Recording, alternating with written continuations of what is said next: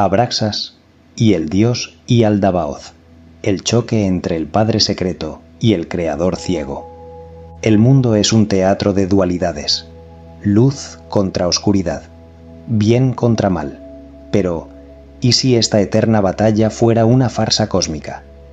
¿Y si el Dios que creemos conocer, el creador de este universo imperfecto y doliente, fuera en realidad un prisionero de su propia arrogancia? En la noche de la antigüedad, una secta de místicos, los gnósticos, susurraron una verdad que la ortodoxia teme. Este mundo es un error. Y su arquitecto, una deidad ciega que se proclamó el todo, pero que no es más que una sombra de la verdadera divinidad. Hoy, abrimos las puertas de esta sabiduría prohibida. Vamos a confrontar al Demiurgo, el creador ciego, y al Yaldabaoth, con la fuerza que lo abarca y lo trasciende. Abraxas, el Padre secreto, la síntesis de lo bueno y lo terrible. Es el choque de mitos que nos obliga a cuestionar la raíz de nuestro sufrimiento. Es la llave para comprender la gnosis, el conocimiento que promete la fuga de la prisión material. Desde este momento, la realidad que conoces dejará de ser la única. Desde el inicio de la conciencia humana, una pregunta ha rasgado el velo de la realidad. ¿Por qué existe el mal en un universo supuestamente creado? ¿Por un Dios todopoderoso y bueno? Esta es la gran herida cósmica que la ortodoxia religiosa ha intentado suturar con dogmas, pero que las corrientes esotéricas, en la sombra de la historia, han respondido con una mitología de asombrosa profundidad. Viajaremos al gnosticismo, una sabiduría antigua que no busca la fe, sino la gnosis, el conocimiento revelado, para confrontar a dos de sus figuras más enigmáticas y poderosas: Abraxas, el Padre secreto y terrible, y Yaldabaoth, el Creador ciego. Es el choque entre el todo que abarca la luz y la sombra, y el demiurgo que solo ve su propia ignorancia. Yaldabaoth y Abraxas, el misterio del cosmos y la prisión de la luz. En los confines del pensamiento antiguo, mucho antes de que la ciencia y la teología trazaran sus fronteras, existió una corriente secreta de conocimiento que se atrevió a desafiar el orden mismo de la creación. Era una visión que no aceptaba el mundo como una obra perfecta, ni al Creador como un ser bondadoso.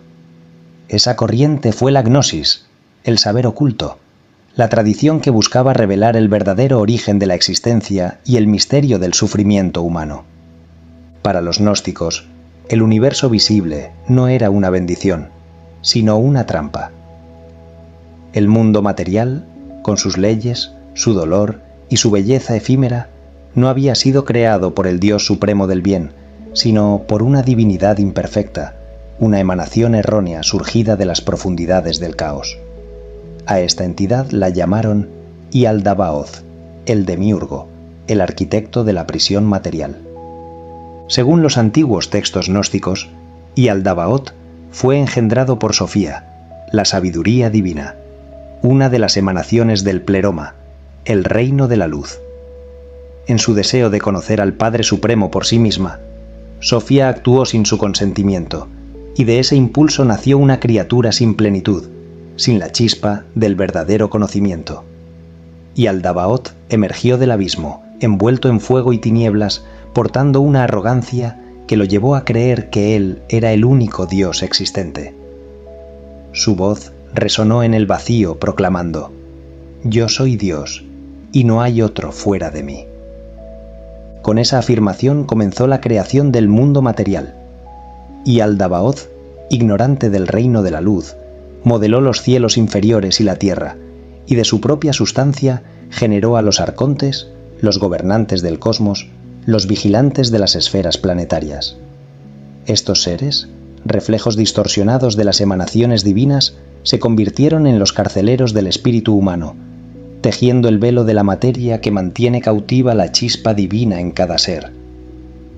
Para los gnósticos, el mal no era un accidente, ni un castigo, ni una simple ausencia de bien, era el signo mismo de la imperfección del Creador.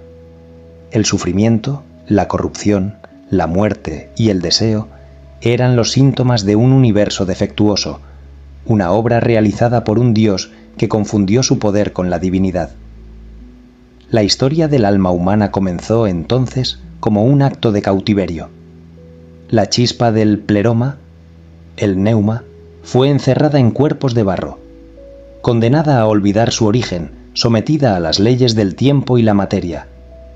Sin embargo, dentro de ese encarcelamiento cósmico, el eco del reino de la luz nunca se extinguió del todo. A través de los siglos, profetas, sabios y mensajeros de lo alto, los aeones y los enviados del pleroma, descendieron para recordar al ser humano su verdadera naturaleza. La salvación gnóstica no llegaba por la fe ni por el sacrificio, sino por el conocimiento interior, la revelación de que el Dios del mundo no es el Dios verdadero. Despertar significaba reconocer que la realidad misma era una ilusión construida por un usurpador. En esta visión radical, Yaldabaoth no era el diablo en el sentido moral del cristianismo posterior, sino una figura trágica, una deidad ciega, prisionera de su propia ignorancia, que al creerse suprema encerró a sus criaturas en su mismo error. Su arrogancia se convirtió en el patrón de toda forma de poder humano, la soberbia de quien gobierna sin saber, la convicción de que el orden impuesto equivale a la verdad. Así, el mito gnóstico no era solo una cosmología, era también una crítica al mundo, a sus estructuras, a la tiranía de lo aparente. Pero junto a la figura del demiurgo surgió otra más ambigua y profunda, Abraxas. En los siglos posteriores, el nombre de Abraxas resonó como un enigma. Los gnósticos de Basílides lo consideraban el principio supremo que contenía los 365 cielos, la suma total de todas las potencias. No era un dios entre otros, sino la síntesis de todos los contrarios, la unidad de la luz y la sombra, del bien y del mal, de la creación y la destrucción. Mientras Yaldabaoth simbolizaba la separación, la escisión del cosmos respecto al pleroma, Abraxas representaba la totalidad. Su iconografía lo muestra como una figura híbrida: cabeza de gallo, símbolo del sol y del despertar; torso humano, imagen de la conciencia; piernas de serpiente, emblema del saber subterráneo y del ciclo eterno de la vida. En sus manos porta un escudo y un látigo, la defensa y el dominio sobre la existencia. Es la deidad que abarca todas las fuerzas, incluso las que el hombre teme o rechaza. Abraxas no es ni bondadoso ni maligno. Es el pulso universal que late detrás de cada forma, la energía indiferenciada que precede a toda moral. En él no hay contradicción, porque todo opuesto se reconcilia en su ser.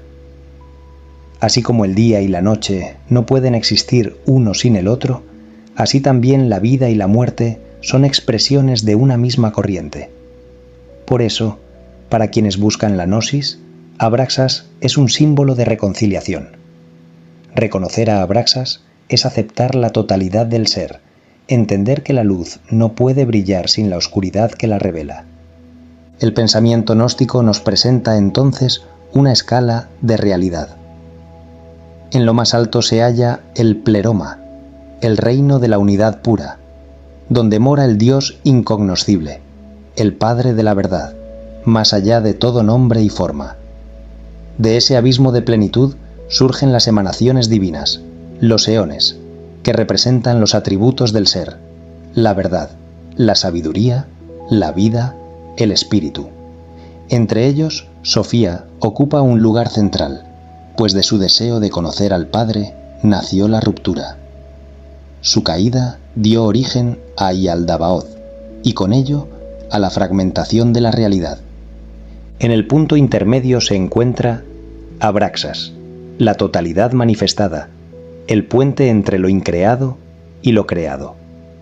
Es la fuerza que sostiene el cosmos, pero también la que lo destruye. Su número simbólico, 365, representa el ciclo completo del tiempo, la totalidad del año, la rueda interminable de los mundos. Debajo de él, en el nivel más bajo, reina Yaldabaoth con sus arcontes, gobernando el mundo de la materia y del engaño. El drama de la existencia humana se desarrolla dentro de esta jerarquía. El alma, al descender al cuerpo, atraviesa las esferas gobernadas por los arcontes y olvida su origen. Vive, sufre y muere en la ignorancia, creyendo que el mundo que ve es todo lo que existe. Solo a través de la gnosis puede recordar su procedencia divina y comenzar el ascenso de regreso al pléroma. Este proceso no es una simple liberación moral, sino una reconquista ontológica. El alma debe recuperar su ser original, que no pertenece a este universo. La gnosis, por tanto, no es una religión en el sentido convencional. Es una ciencia sagrada del despertar. No se trata de creer, sino de saber, no de obedecer, sino de recordar. En el acto de conocer la falsedad del mundo, el gnóstico participa en la misma divinidad del pléroma. La salvación no viene de fuera, sino de dentro. En su núcleo, el mensaje gnóstico es profundamente existencial. El mal del mundo no puede redimirse, solo puede trascenderse por el conocimiento de su origen. Con el paso del tiempo, la figura de Yaldabaoth fue absorbida y transformada por la tradición judeocristiana. En él se reconoció al Dios celoso del Antiguo Testamento, al Creador que impone la ley y castiga la desobediencia. Pero los gnósticos invertían la perspectiva. El verdadero Dios no era el que dictaba mandamientos, sino aquel que estaba más allá de toda norma. El Cristo gnóstico no vino a sacrificar su vida para aplacar la ira divina, sino a revelar la verdad oculta sobre el universo. Su crucifixión era el símbolo del espíritu atrapado en la materia. Su resurrección, la liberación del alma hacia la luz. En los siglos posteriores, pensadores como Carl Jung rescatarían la figura de Abraxas para reinterpretarla en términos psicológicos. Para Jung, Abraxas era la imagen del self total, la unión del consciente y el inconsciente, la integración de los opuestos dentro del alma humana. Así como el gnóstico debía reconciliar la dualidad cósmica, el individuo moderno debía reconciliar su propia sombra.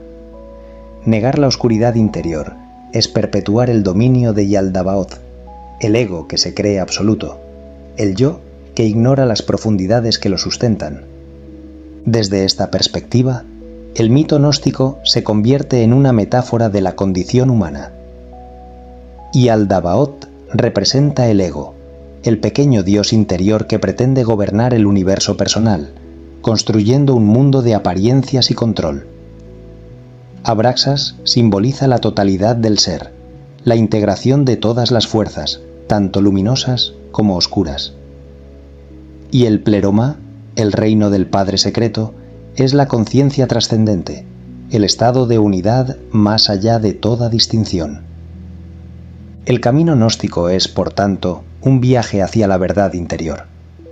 No basta con rebelarse contra el demiurgo, es necesario comprenderlo, reconocer que su poder está también dentro de nosotros, en la mente que juzga, separa y domina. Solo al ver al demiurgo en el espejo del alma, podemos empezar a desmantelar su prisión. La materia no se destruye con violencia, sino con claridad. La gnosis ilumina la jaula hasta que sus barrotes se disuelven en comprensión. En el contexto histórico, el gnosticismo surgió en los primeros siglos de nuestra era, en un tiempo de crisis cultural y espiritual. El mundo grecorromano, saturado de dioses y filosofías, buscaba una síntesis que diera sentido a la existencia. En ese caldo de cultivo nacieron las escuelas gnósticas, que combinaron elementos del judaísmo, el cristianismo naciente, el pensamiento platónico y las tradiciones orientales. Sus enseñanzas fueron perseguidas, tachadas de herejía, pero su influencia perduró en corrientes esotéricas, en la alquimia medieval y en la mística moderna. El mensaje esencial del gnosticismo sigue siendo tan provocador hoy como lo fue hace 2 milenios. Nos invita a cuestionar la naturaleza del mundo, a sospechar de las verdades impuestas, a reconocer que el conocimiento auténtico no se recibe de las instituciones, sino del despertar de la conciencia. En una época dominada por sistemas de control, por ideologías que prometen salvación y por tecnologías que reproducen el espejismo del poder, la voz gnóstica resuena con fuerza renovada. No confíes en los dioses que te gobiernan, busca al Dios que te habita. El mito de Yaldabaoth nos recuerda que el conocimiento sin sabiduría puede convertirse en tiranía y que la creación sin conciencia genera sufrimiento. Abraxas, en cambio, nos enseña que la plenitud solo se alcanza al abrazar la totalidad, al aceptar el caos junto al orden, el dolor junto a la belleza. En esa síntesis, el alma se prepara para volver al pleroma, no como una criatura obediente, sino como un ser despierto, consciente de su origen y su destino. Al final, la gnosis no promete un cielo, ni una recompensa eterna. Promete la verdad, una verdad que destruye y libera al mismo tiempo. Reconocer que el mundo es una prisión puede parecer desesperanzador, pero es también el primer paso hacia la libertad. La materia deja de ser enemiga cuando comprendemos que es el escenario donde la chispa divina aprende a recordar quién es. En ese recuerdo, el universo deja de ser una cárcel y se convierte en un espejo. El alma ve reflejada en la creación la sombra de su propia ignorancia, pero también el resplandor de su origen eterno. Entonces comprende que incluso Yaldabaoth, el creador ciego, forma parte del plan oculto del Padre Secreto. El error es el vehículo del despertar. La caída es el preludio del retorno. Así termina el drama gnóstico, con la revelación de que la prisión y la libertad, la oscuridad y la luz, la ignorancia y el conocimiento son aspectos de una misma danza cósmica. El camino hacia el pleroma no destruye el mundo, lo trasciende. La verdadera redención no consiste en escapar de la materia, sino en comprenderla como un símbolo, un espejo en el que el espíritu se contempla hasta reconocer su propio rostro divino. Y cuando el alma, iluminada por la gnosis, pronuncia las palabras del reconocimiento, «Yo no soy de este mundo», las puertas del pleroma se abren. La chispa regresa a la llama, el círculo se cierra, y el rugido de Abraxas, eterno y silencioso, vuelve a resonar en el corazón del cosmos, recordándonos que la totalidad no puede ser comprendida, solo experimentada. Porque todo lo que existe, desde la más alta luz hasta la sombra más densa, es parte de una sola y misma fuerza, el misterio de la existencia, el susurro del Padre Secreto, la verdad que ningún demiurgo podrá jamás aprisionar.